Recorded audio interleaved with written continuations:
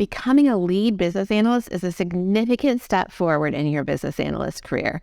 It means more authority, more responsibility, and also a lot more impact. But are you actually ready? What will it require, and how can you prepare yourself? In this video, I'll be sharing 5 tips on how to be successful as a lead business analyst. This is a role I have filled during my business analysis career, and leading teams is still one of my favorite aspects of my role as CEO of Bridging the Gap. So stay with me and let's dive into the 5 tips that will help you prepare for this exciting opportunity.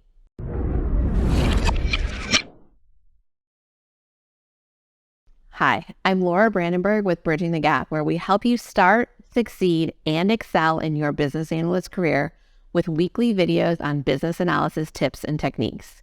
If you're not subscribed yet, make sure to do so and hit that notification bell to stay in the loop with all of our new videos. So typically a lead business analyst is responsible for overseeing and coordinating the efforts of multiple business analysts on a project.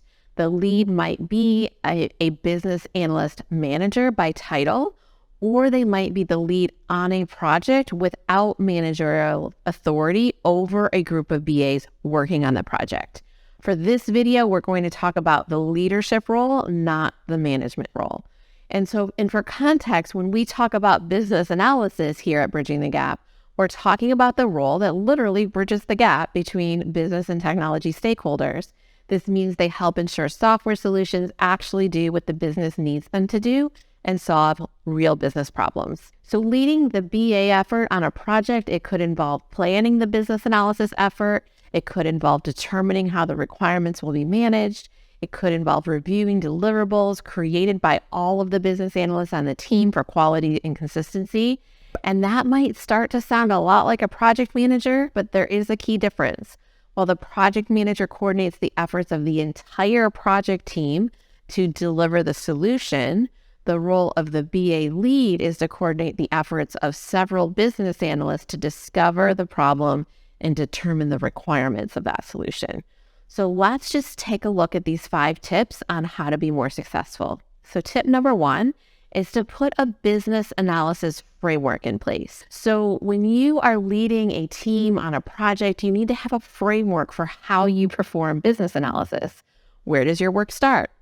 Where does it end? What are the templates a business analyst is supposed to use, and when are they used? What is expected from each business analyst on that project? You need to have clear expectations in place so that your business analysts know what's expected of them and how they can contribute. A great starting point for getting a supportive framework in place is by learning about our 8-step business analysis process framework that we teach here at Bridging the Gap. I did a whole separate video outlining those 8 steps, so if you haven't watched that yet, I'd encourage you to do so after this video by clicking the card on the top right corner of this video.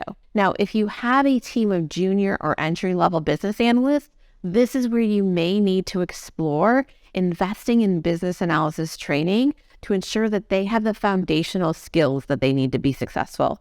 It can be overwhelming to try to train business analysts and do all the other leadership responsibilities at the same time. So if you're in that situation, please reach out about the training we offer here at Bridging the Gap. So tip number 2 is to divide up the work. With a framework in place, you'll want to start to look at who is going to do what, right? As the lead business analyst, you'll often be responsible for the higher level or like the strategic business analysis activities, like collaborating with high-level stakeholders, defining the business needs, providing the overall scope of the project. Then your business analyst team will step in to discover, analyze, and define the detailed requirements. And this requires you to create a business analysis plan. That is step 4 in that business analysis process framework we talked about. But that plan needs to segment your project in a meaningful way. And this could be by software system or by stakeholder group or by a category of features. And then your individual business analysts are responsible for analyzing the business processes, defining the functional requirements, and analyzing the data requirements within their assigned area of work. Alternatively, if you have BAs that are skilled in, say, business process and others skilled more in data, You could look at sequencing the project to leverage their skill sets and their areas of expertise across all parts of the project. Depending on the size of your team and the work that's required, you may also need to assign yourself requirements deliverables as well. So you may be doing the leadership of capabilities as well as doing the detailed requirements work for a part of the project. Okay, so let's talk about tip number 3, implementing knowledge sharing. So if you are new to the business analyst lead role, I'm guessing your head was buzzing a little bit as I was talking about dividing up the work, right? Because how does each business analyst actually be effective without seeing the whole big picture? When you are the sole BA on a project, you are responsible for the big picture and all the details. So when a requirement in one area impacts another, you just tend to see the impact and make the adjustment. How will this work with business analysts all working in their own silos? Well, you need to break down the silos. So one practice I implemented in my very first business analyst team was doing use case reviews. We met every other week to review one of our peers' use cases.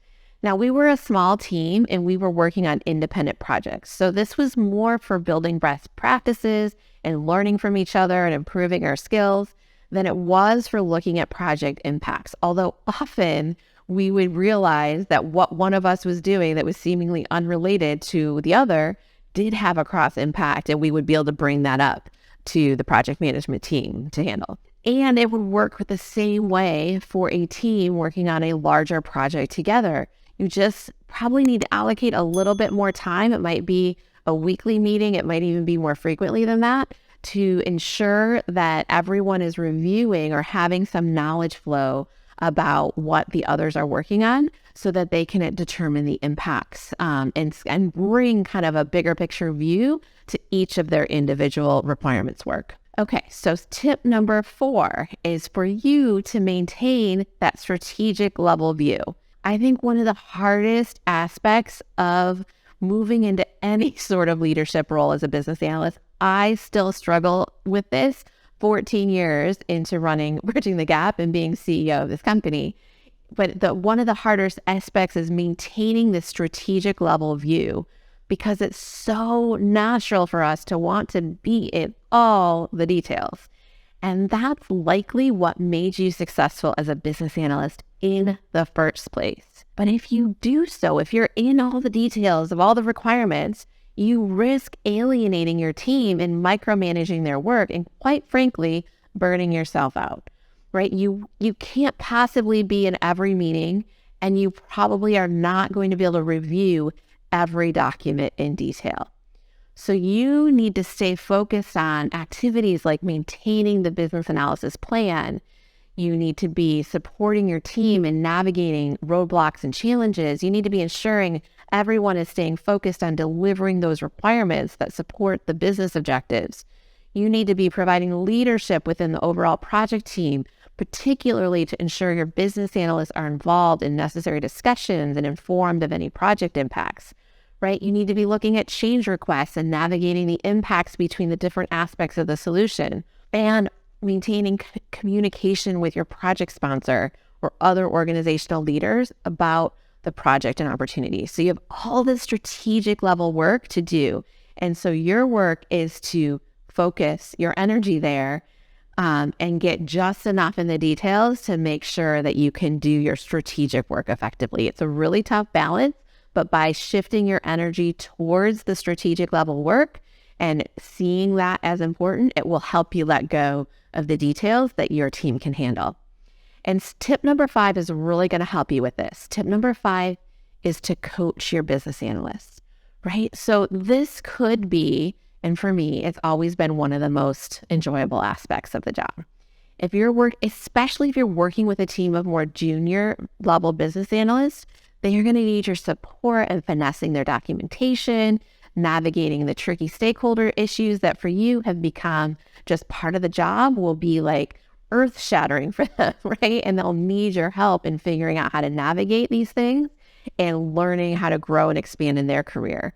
And they might need assistance working through the plan you set out for them. And if you happen to be working with more mid-level or even other senior level business analysts, your role might be more of a mentor for them professionally, and an ability to provide some support for their ongoing career advancement. Either way, the most important thing I found when coaching is to meet each person where they are at individually. What are their strengths and capabilities? Right? How can I support them in building on those capabilities and adding more value to the organization? How can I help them appreciate the value that they contribute so that they can see a bigger set of possibilities for themselves? Right? This is when you start to move into a true champion for business analysts, and you start leaving a long-lasting legacy of impact, not just through whatever project you happen to be working on, but also on the people who thrive under your leadership and take their skills and capabilities with them as they grow their careers. I have to say, as somebody who trains business analysts and who has led business analyst teams, there is nothing more gratifying than seeing somebody that you have helped somewhere along their journey thrive and succeed and go beyond where they were when you first interacted with them and do amazing things in their business analyst career. It's really, really fun. Okay, so if you are a lead business analyst and you are looking to support your team's growth, or if you're someone who's aspiring to become a lead BA, at Bridging the Gap, we offer a wide range of resources that can help you. In fact, we find many BA leads share our resources with their team. So sharing our YouTube channel, sharing our blog, sharing our LinkedIn page, all of the resources that we offer. And that will help them get up to speed on what's expected and navigate this complex career path. One of the most popular resources is our Quick Start to Success workshop. This workshop provides both career advice and guidance on being effective on a project, making it a valuable resource for both beginners and experienced professionals. By exploring this workshop with a beginner's mind, you're also going to find a lot of value. You can put yourself in the shoes of the business analyst on your team and gain a better understanding of their needs and challenges. So go ahead and click the button on the screen now. It's a completely free workshop that you can both join and share with your business analysts. Also, I want you to know that a lead business analyst role is just one of the many opportunities for growth as you become more senior as a business analyst. Be sure to check out our video on 6 different potential areas of responsibility for a senior business analyst role if you're interested in growing in this career. I'll see you on that video next.